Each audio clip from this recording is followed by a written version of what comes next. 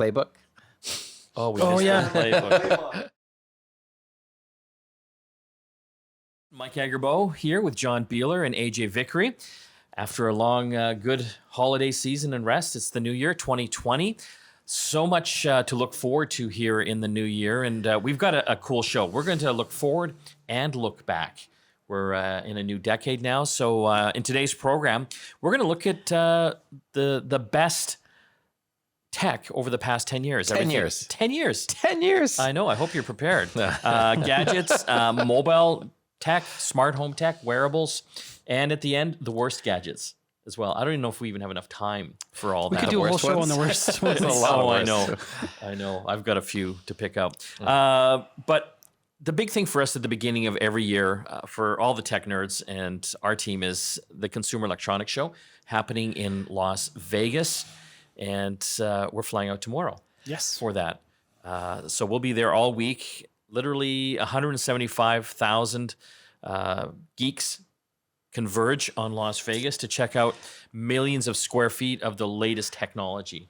It literally takes over all of Las Vegas. I love the fact that, like, you know, nerds now, like, the definition of nerd is pretty wide, you know? Like, it used to be pretty narrow. But now it's a little wider. Yeah, I like it. Yeah. Thank God. So it's interesting. I always look forward to, what's going to be coming up there. I know obviously it's going to be a lot more smart home stuff. Of course, TVs are always a big story, but are they a big story anymore, do you think? No, because they try to make it a big story. It's been a race to the bottom, right? Yeah. Look what we just went through with Black Friday and Boxing Day deals, right? Yeah. Get like a 50-inch TV for $250. I got a 55 for $250. That is amazing. Yeah. Is it any good? It's a Samsung. Yeah. It's a Samsung. It's a crazy, awesome deal. Yeah? Yeah. Did you get it off the back of a truck? No. No, that's crazy.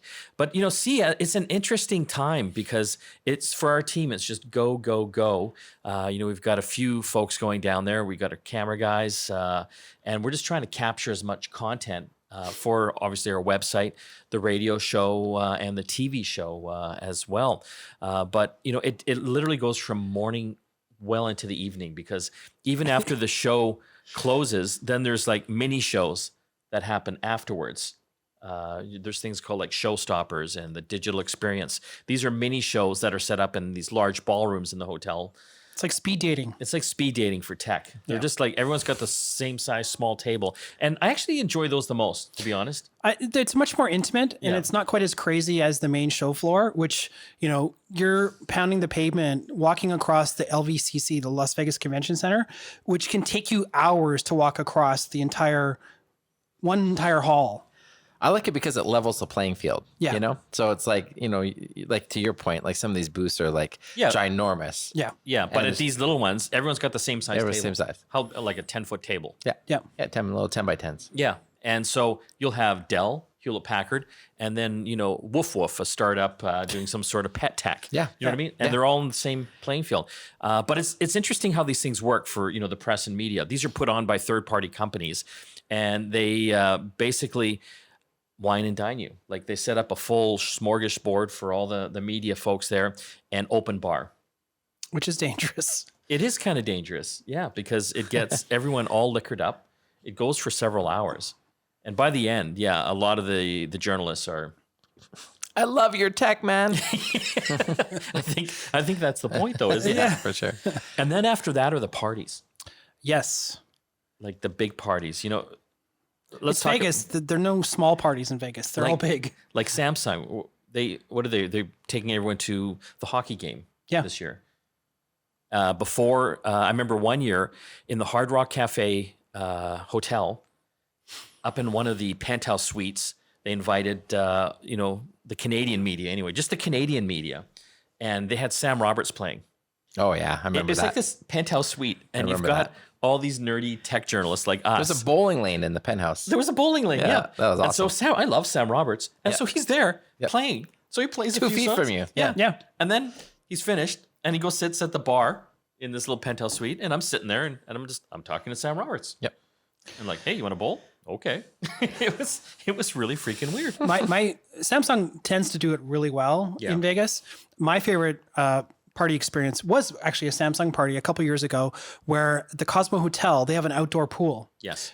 In January, you don't want to be in that pool because it's not heated. No. So what Samsung did in their infinite wisdom, they actually put an ice rink over top of it. And you could Vegas. In Vegas. In January. In okay. January. And you could play hockey on this surface. It's a full-size skating rink. And they even brought in some NHLers to come play with you. It's amazing the amount of money they spend on this. Yeah. And did you play? I do not skate. Well, one year at the Palm Hotel, in one of the big, huge suites they had up, they had a basketball. I don't know how they get basketball up there, court or half court, and they had like one of the Toronto Raptors. So you could be drinking your face off, Yep. and then shooting a basketball with one of the Raptors. That didn't end well either. I did have a few beers with Dave Babbage though when we were skating, when they were playing the hockey games. Oh, really? Yeah. It was pretty fun. That's kind of cool. Yeah. I remember years ago, Intuit, the Quicken guys, their party, it was at Caesars, and it was like a surprise thing. And you go there, and they had in that ballroom, it was a full basketball court, and it was the Harlem Globetrotters. Wow. And you could go play with them. You could go play basketball with them, which is crazy. Another year, I think it was HP, you get to their suite, and Rod Stewart. So I'm like drinking Coors Light 2 feet away from Rod Stewart just singing away. But it's the crazy amount of money they spend. Well, Vegas is the perfect place for CES because it is the place of excess and they spend a ton of money. And that's also when it's the most expensive time to go to Vegas. So if you're planning a trip to Vegas, do not go at the beginning of January unless you're into tech. Yeah. And we should point out CES is not open to the public. No. So you can't. You could kind of fandangle your way in. There's- I yeah. think you can buy your way in for $100. You might be able to now, but yeah. What was your favorite party? Were you there for the Star Wars party? That's what I was HP? about to say. That was. I mean, especially since there's such a Star Wars craze on right now with the finale. But yeah, that Star Wars party threw Was by that HP. that was at Dre's Beach Club beside the Flamingo? Yeah. I think up on the 10th floor they've got like a giant pool area. Yeah, like they had basically put the X-wing in the pool, half An X-wing half fighter. submerged. Yeah. Like an X-wing fighter into the pool. And so I got a picture of me out there using the Force to try to raise it out of the pool. How much money did that cost to get an X-wing fighter into a pool? That must have cost several $1 million. Absolutely, yeah. And so, but it was just such an awesome party. Like they had so many other things as well as you could go and get your picture taken with a lightsaber and with all your friends. And I mean, open bar, obviously. This is how they treat the press at these events. And it was like phenomenal. And somehow, between all of that, we managed to get footage for the TV show. But it's funny because by the end of it, you're just dead. You're just wiped out because you've walked like literally 30 miles a day. And then you're into the evening, like probably till... I make poor life decisions, so I'm out till 2 or 3 in the morning. I don't know about you. And your liver hates you. It does, yeah. But you're out there too. And Yeah. AJ... Yep. You know what's so funny? AJ and I typically share a room. Yeah. And we never see each other. Yeah. We never see each other. I don't know where you Was go. he even here? You don't The know where I bed's go. always made. Yeah. It's a little crazy. Okay, we're gonna have to take a break. That was kind of a look forward and reminiscing a bit about the Consumer Electronics Show. We're gonna talk about some of the top gadgets of the decade. After the break, the top mobile gadgets. Don't forget to always visit our website, getconnectedmedia.com. Sign up for our newsletter. It gets you into a fantastic program. We will be sending out an e-newsletter once every month or so, but you'll also be entered into our contest. We're constantly giving away thousands of dollars of tech prizes, so I think it's important that you do sign up for that. Plus, we're going to start giving you the best promo codes for a lot of the tech deals out there as well. So if you want to save some money, come see us, getconnectedmedia.com. Okay, we're going to look at some of the best tech of the past decade. In this segment here, I want to talk some of the top mobile tech for you over the past 10 years. It's 2020 now. From 2010 to 2020, what are some of the highlights for you? I'm going to start. Oh, man. Okay, you go. Palm Pre. Palm Pre. Pre. Yeah. Whoa. Yeah. Wow. Yeah. Okay. Yeah. Palm. Yep. Put a lot of Palm Pilot. Yep. Yeah. They put a lot into saving the company by coming out with Palm Pre. If you remember, and it was a cool little phone, little flip up, little keyboard. Yep. Yeah. Cool operating system. Yes. Yeah, which actually survived its way past the actual phone itself, made its way into a few TVs and things like that. WebOS. WebOS, yeah. It was ahead of its time. And you know what? A lot of the gestures you use there are now used in iOS. Yep. Which is kind of interesting. So that's your Yeah. one of them anyway. Yeah. For me, the iPhone 4 is one of those out there. I think that's when the iPhone really came into its own. It was a radical new design, kind of a glass front and a glass back, and it was just amazing. Do you remember they actually lost one of them? In a bar? An employee, Yeah, an that's Apple right. employee lost one of these. They had it disguised as an iPhone 3, and this guy forgot it at the bar, and a reporter found it, or was given to a reporter eventually. And I think this guy lost his job. I think so. Yeah, he ended up at the bottom of the bay, San Francisco Bay. Another one that I thought was important to talk about, the Pebble watch. Do you Yes. remember that? Oh, yeah.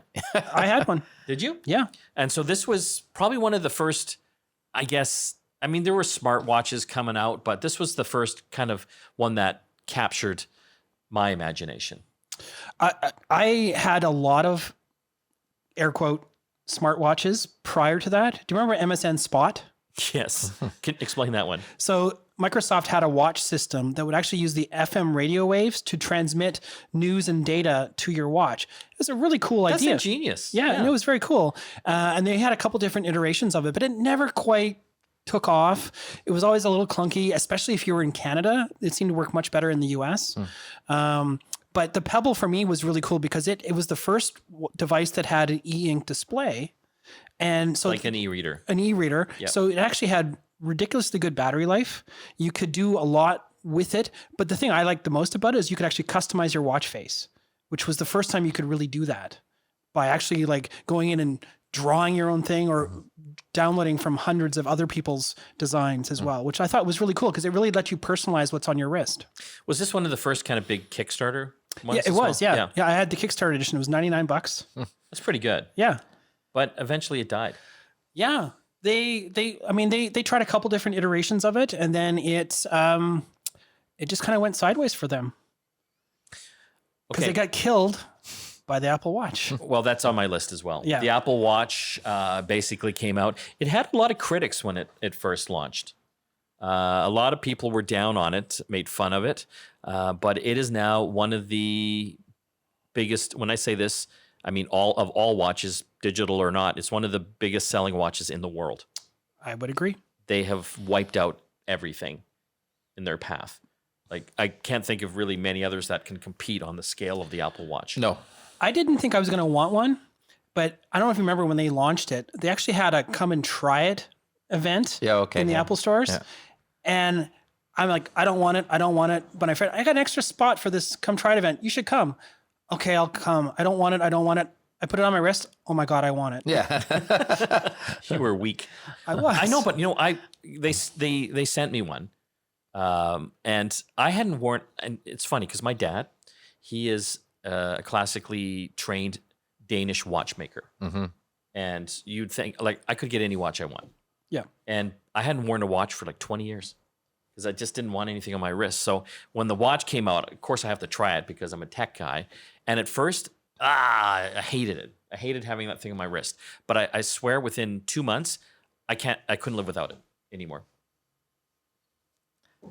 It's funny that no one else has really been able to sort of even get close. You know, Samsung's still there with the gear. Yeah, I mean, arguably Fitbit for other things. Yeah. I mean, if people are wearing something on their wrist, it's either a Fitbit True. or an Apple Watch. Yeah. So that brings up my next one on the list. Fitbit would be up there for me as one of the top gadgets of the decade. But will they be around in the next 10 years? The only reason they might be is because Google has purchased them. But it looks like they were having a rough go of it against Apple Yeah, it's hard. I mean, and others, like and all the other Android competitors. well, because they're also the original Fitbit was really single purpose, right? So you wore it for your exercise component. Now a lot of these technologies are coming together. You've got health, you've got fitness, you've got every other app that can be loaded on a smartwatch or some other smart device that you wear. Yeah, so I think the competition was huge. If you're an Apple guy or gal, you're probably going to go Apple Watch. Yeah. If you're not, there's a lot of competition in that space. You're up against Samsung and Huawei and many, many others that are doing it in some cases better or cheaper. Are we talking gadgets now? We sort of moved out of phones, hey? Well, no, this is mobile. We're talking mobile okay. tech right now. Okay. Kind of wearable-ish. Wearable-ish Okay. and mobile. I mean, arguably mobile is wearable because you always have it in your pocket. Exactly. Another one for me, the iPhone 10 and face recognition. I think iPhone 10 really put the full screen bezel-less smartphone front and center, and then with the 3D facial scanner camera on it as well, which works incredibly well. I think that took smartphone and biometrics to another level. That's a fair assumption, I think. Yeah, I mean, if we're at that stage of the decade, so to speak, I think that throwing out is a bit of kudos to Huawei as well. Huge. They, to me, literally came out of nowhere in the past few years. They've obviously been around for decades, but in the mobile space, they are one of the top smartphone manufacturers in the world now. And here in Canada, you really didn't know about them 3 years ago. No, and you think about like the quality of the device, the price point of the device, I mean, it's quite unfortunate that they're up against all the political issues, but politics aside, the technology is amazing. I think it's important that we have the Huawei's of the world out there. We definitely need competition to keep Apple on their game for And one Samsung. thing, and Samsung. But it's just good for everybody to have choices too. I mean, we've talked about this before on the show. It's great that Huawei has a watch that's different than the Samsung watch. Yeah. Right, and it gives people choices and gives people options, regardless of what platform they choose to live on their smartphone. Yeah, I believe it was the Mate 20 launch I went to, Huawei. It was in London. And, after a while you get jaded with all these smartphone launches because it's all the same stuff. This was one of the first one in years that I got truly excited about because I didn't know what to expect. It was Huawei. It wasn't a name I was like overly familiar with. And bam, this launch, they came out with a new smartphone, had a 3D scanner built into it. It had a fingerprint scanner right into the screen, which was amazing, and wireless charging. You could use the phone, the back of the phone, to charge other wireless devices, which were all super innovative things that I just thought, wow, I have not seen that many advances in the mobile space in a long time. So important. Okay, we're going to have to take another break. When we come back, we're going to be talking more about some of the top gadgets over the past decade. Next segment, the top home gadgets. We're talking about the best technology over the past decade. It's 2020. It's been 10 solid years of really innovative stuff that has happened. This segment, I want to talk about home technology and gadgets. Smart home tech? Smart home tech. I think for me, probably one of the biggest game changers would have to be the Amazon Echo with the Alexa voice assistant. When that came out, I mean, it had a slow boil, but once people started understanding what that thing could do, it changed. I think it changed everything. For me, the notion of talking to a box that's sitting on your counter was stupid. Yes. My wife still thinks it's stupid. I didn't want to do it until I saw what it could do. And then now I can't imagine my house not having them. If you think about it, like in any sci-fi that we watch, Star Trek, Star Wars, whatever it be, whatever show you watch, even dating back to even dating back to the 1970, 80, 90 with Star Trek, they've always spoke to the computer, right? Yeah. Like speak to your home.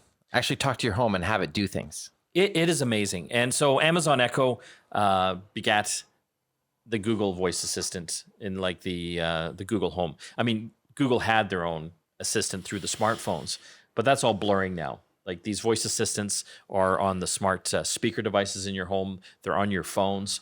And even though I think Google has probably had and still has a bigger advantage by the sheer number of devices they have out there as far as smartphones using Android, because they all have Google Assistant built into them, Amazon and the Amazon Echo with Alexa are ahead. The big thing for me with the Amazon side of the equation was they were the least expensive option to have multiple speakers around your house. Yeah. To have that whole house home audio thing happening. Is it the best quality? No. there's definitely better options for that. And we've For talked speakers, you mean? for speakers, Yeah, yeah, music. for like Sonos, for example. Yeah. We've talked about that lots on the show. But for me, it was the cheapest way for me to have this walking around my house, doing chores or doing whatever in my house and having the same thing playing throughout multiple rooms very inexpensively, as well as being able to control all my lights and everything else like that. When we were talking about what we were going to talk about for this episode, I thought, what technology do I use literally multiple times a day that I don't actually touch every day? And this was the only thing that was at the top of the list. And I truly use this every day now. Yeah. I have both Alexa and Google in my home. I kind of use them for different things, but I'm controlling my home now. My lights, I use it all the time. I use it to turn the fans on and off. I use it to start my robot vacuum. And many, many other things. Yeah. Well, the thing is too, there's a lot of benefits beyond just like making your life easier. But like when I leave the house, I say, turn off all the lights. 20 lights go off. Yeah. Otherwise I've been leaving those on because I don't run upstairs to turn off. Now I know like I'm saving all that energy by turning off the lights. Plus you can schedule them when you're away to make it look like you're still home. Yeah. There's a lot of side benefits that a lot of people are still understanding now. Sure. And to make it that much more compelling. But, to go back to something you said, John, when we're talking about best smart tech for home, I mean, Sonos, you brought it up already. I mean, this company was formed in 2002. Like, it was the best multi-room speaker system that you could get for years, and they're still out there strong today. They haven't been wiped out. Yeah. Many other companies would have been by now. Well, everyone went up against them. And we talked about this, like, why hasn't Apple or someone bought them? Yeah. I It don't might know. not be for sale. Yeah. Yeah. Maybe. But yeah, Sonos, thumbs up to you over the past decade as well. Another game changer for me this past decade, Nest. Yeah. The home thermostat, the smart one, they basically, I think, really started that whole home thermostat climate control. It's funny though how having a smart thermostat, if you don't have one, you feel like you're like in a shed out back, right? Like you need to have that I want to have it warm when I'm home and cold when I'm not, or turn it off at night and that kind of thing. And I only just recently got a smart thermostat because I didn't think there was options for me. Yeah. Because I have baseboards throughout my house and I didn't want to put a Nest on every single because that's just a lot of money. Well, and it also doesn't work with high voltage baseboards. Exactly. Yeah. So My problem is I've got an Ecobee, which came out after Nest, and it only works on my downstairs.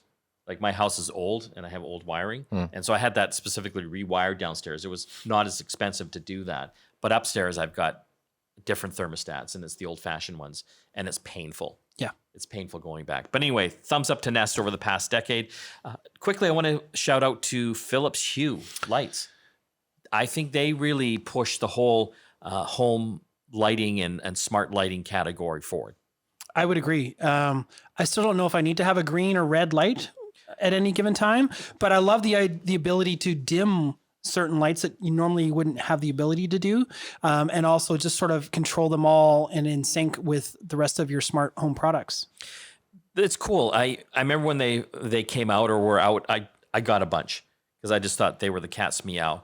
They're all controlled through a little Philips Hue hub. You can control them with your voice assistant or through an app. And depending what kinds you get, you can have ones that have millions of colors. It's funny though, now that there's so many advancements in, home automation and smart lighting and switches, I don't use the colors as much anymore. That being said, Philips has been really great at innovating outdoor lighting. And so I'm using that, which is kind of cool. Spotlighting like certain trees in my yard or, the garden, and it's beautiful. Don't forget to hit getconnectedmedia.com. Sign up for our e-newsletter, and I'm going to tell you why you should, because if you like to win tech prizes, that's the place to go. We give away literally thousands of dollars in tech prizes coming up here over the next year. So once you've signed up for the e-newsletter, and don't worry, we're not going to bombard you with a bunch of junk. You're going to be entered into our contests. We'll send out an e-newsletter every month or so about the hottest tech and stories, but you'll also be entered automatically for all contests going forward. So we would love to have you on board. So don't unsubscribe. Don't. We want you to be our friend. Okay, we're talking about the best tech of the past decade. I'm just going to kind of open it up to general gadgets right now. So I struggled with this for a while. Probably the most life-changing gadget in my world over the last decade has been 3D printing or 3D printers. Oh, for sure. For you, absolutely. Yeah, I mean, I started into this as a hobby about 2010-ish, and I was really lucky. I turned my hobby into something I did professionally.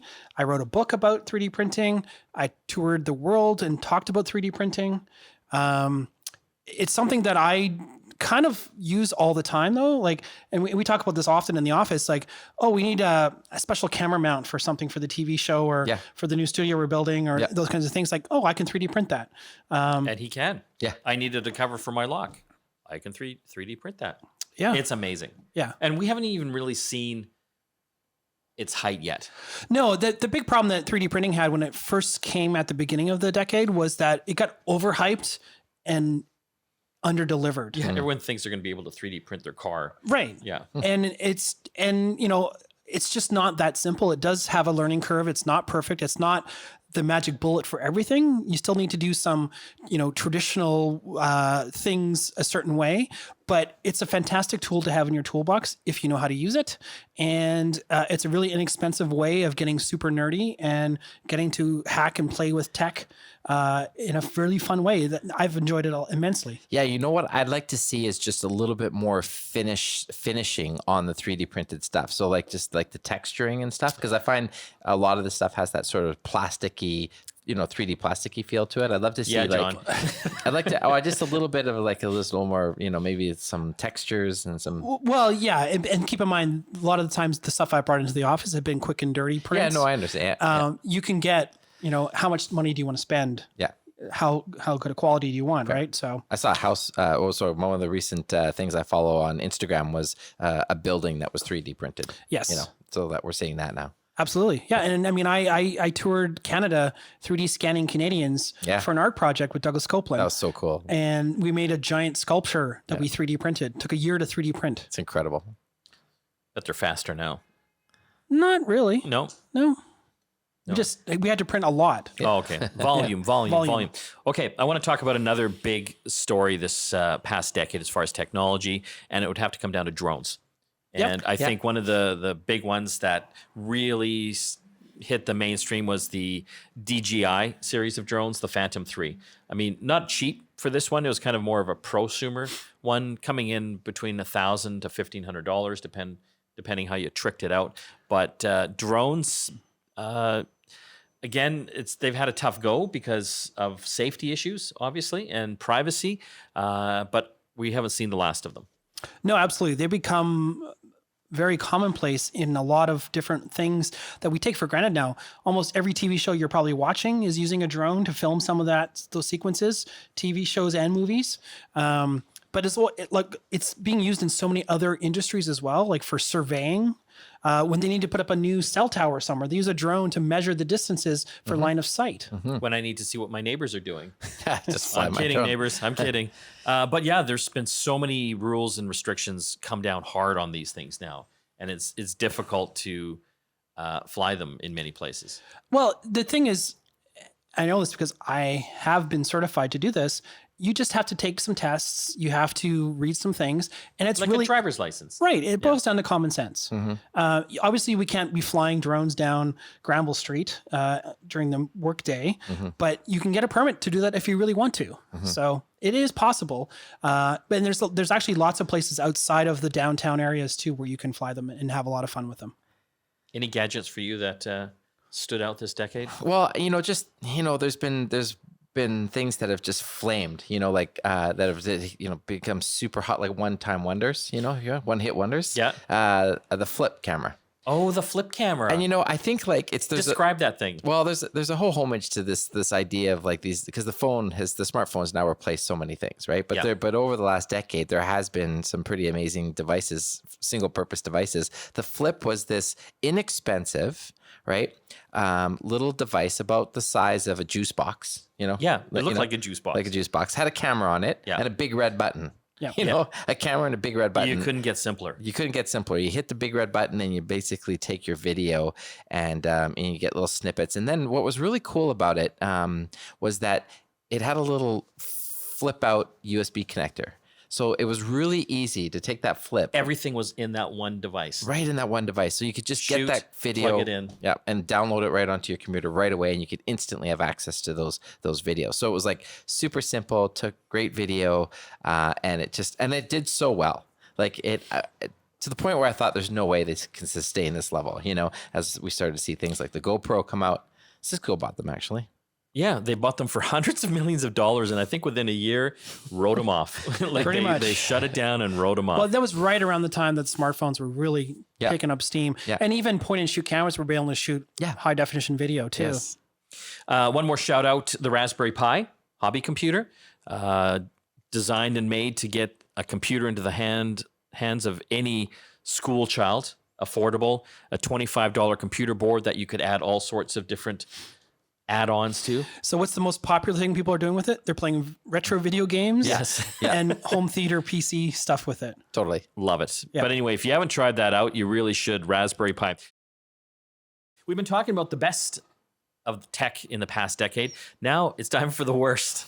And I'm going to start off, and I would say there's two television categories over the past decade that I just think didn't need to happen.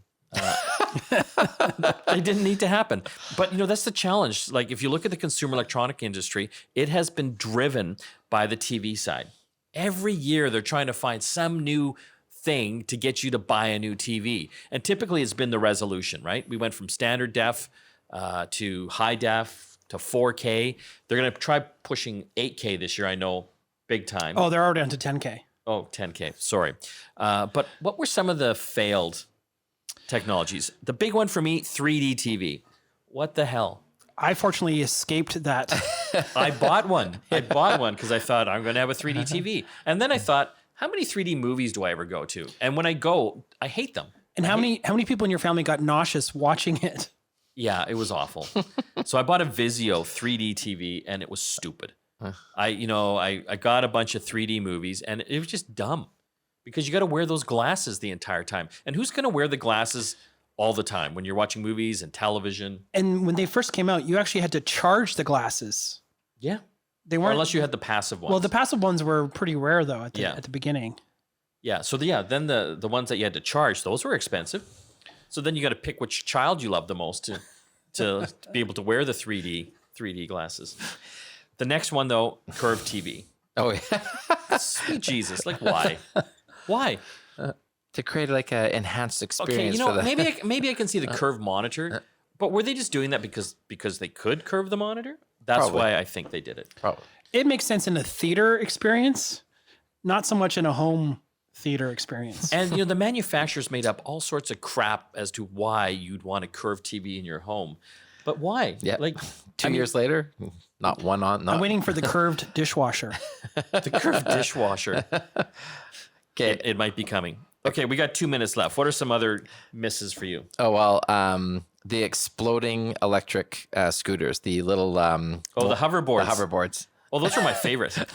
I still have one at home, and we have one in the office. Yeah. And it's only a matter of time before they burn our places down. But yeah, those things caught fire. Like That's a problem. It What is about a Google Glass? Yeah, I mean, it's certainly up there. I think there's elements of it that survived and it was a good learning experience, but definitely you were a beta tester, Yeah. myself included. Yeah. For me though, the Lytro was probably the most disappointing camera product. Lytro. It was a light field array. It allows you to take a photo with one little weird little cubular camera. Yeah, you gotta look this up. Lytro. Yeah. And then basically you could adjust the focal point later on. So you could change focus. Now we can do it with our smartphones. Yeah. But at the time, this was kind of a big deal, but it was a very limited window of opportunity for this camera. And it was pretty expensive. I bought one because I liked new and weird camera gear at the time. And I ended up selling it for a fraction of what I bought it for. How much you buy for? I bought it for $500 $500. and I sold it for $150. Oh, you got a good deal. Yeah. Well, there's literally dozens more we could talk about, but we're out of time. We are going to be at the Consumer Electronics Show next week, so stay tuned the following Saturday to hear what we found. There's going to be some really cool stuff. Don't forget to hit our website, getconnectedmedia.com. I want to thank everyone that helps put the show together, including my two hosts, John and AJ, and also, of course, Stephen, Christina, Graham, and Paul, and Nigel, too. See you again next time.